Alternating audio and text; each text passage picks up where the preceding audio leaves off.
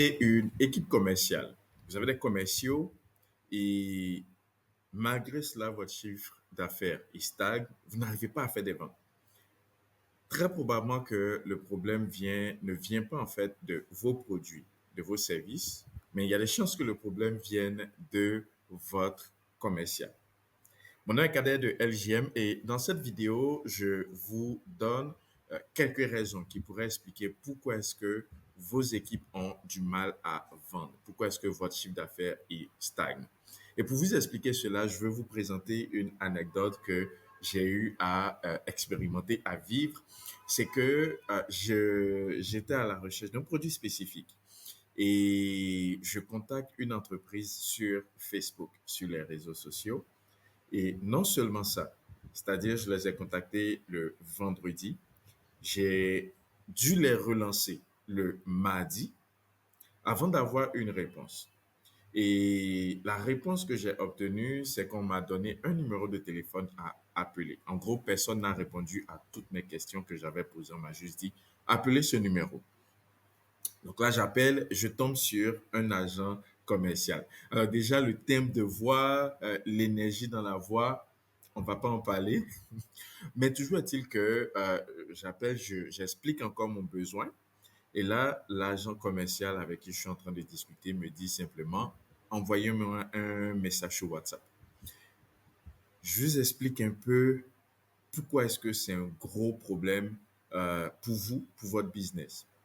Mais il faut comprendre que quand quelqu'un est sur le point d'acheter un produit, il faut comprendre que déjà le niveau d'attention, le délai d'attention de ce prospect, de cette personne, se situe en 5 minutes et moins. Il y a une étude qui a été démontrée, qui a été faite par l'Université de Business de Harvard, qui dit que quand un prospect vous contacte, en gros, si vous êtes en mesure de pouvoir répondre à ce prospect en 5 minutes et moins, vous avez 300% de chances non seulement de parler à ce prospect, mais vos chances de closer la vente se multiplient de 50%. Par contre, plus vous prenez du temps à répondre à cette personne, moins vous avez des chances de pouvoir répondre, de pouvoir en fait réaliser la vente. Dans le cas dans cette situation qui s'est produite, c'est que déjà, ça a pris, disons, 1, 2, 3 jours avant d'avoir une réponse. Et même là encore, cette réponse-là, c'est moi qui ai dû les relancer parce que j'avais un besoin pressant. Mais non seulement ça, il faut comprendre en fait que votre client, plus vous rendez son processus d'achat compliqué, moins vous avez des chances de closer. En fait, vous découragez vos prospects. Je vous explique un peu. C'est que la première chose, j'ai envoyé un message sur Messenger.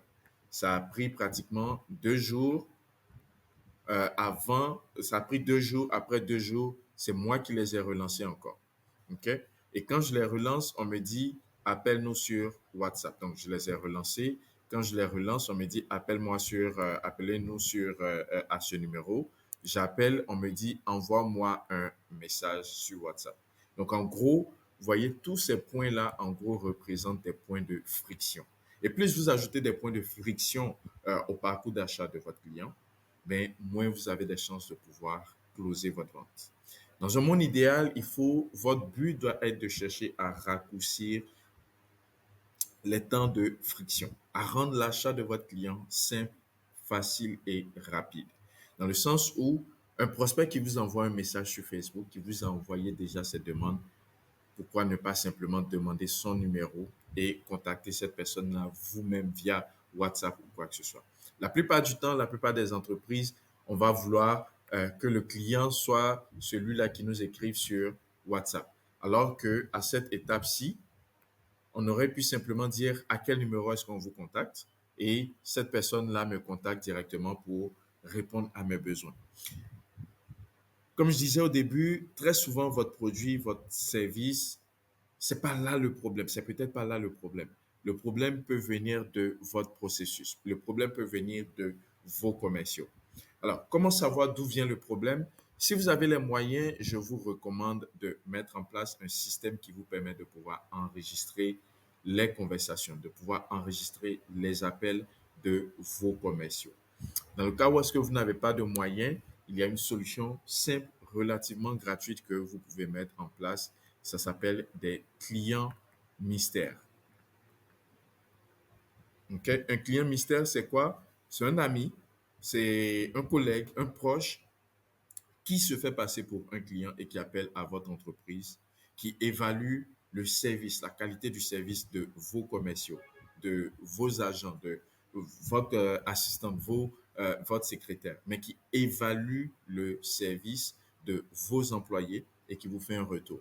Sans ça, vous êtes aveugle sur ce qui se passe dans votre entreprise et vous allez continuellement penser que le problème vient peut-être du fait qu'aucun prospect ne vous contacte. Le problème, c'est que les gens ne sont pas sérieux, alors que le problème est peut-être au niveau de votre processus d'achat ou simplement de vos commerciaux. Mon nom est Kader, puis si vous cherchez une agence marketing qui va pouvoir vous aider à implémenter des solutions qui vont vous donner un meilleur contrôle sur votre entreprise, sur votre processus de vente, il vous suffit de commenter marketing. Mon équipe et moi, ça va nous faire plaisir de pouvoir vous accompagner. Bye.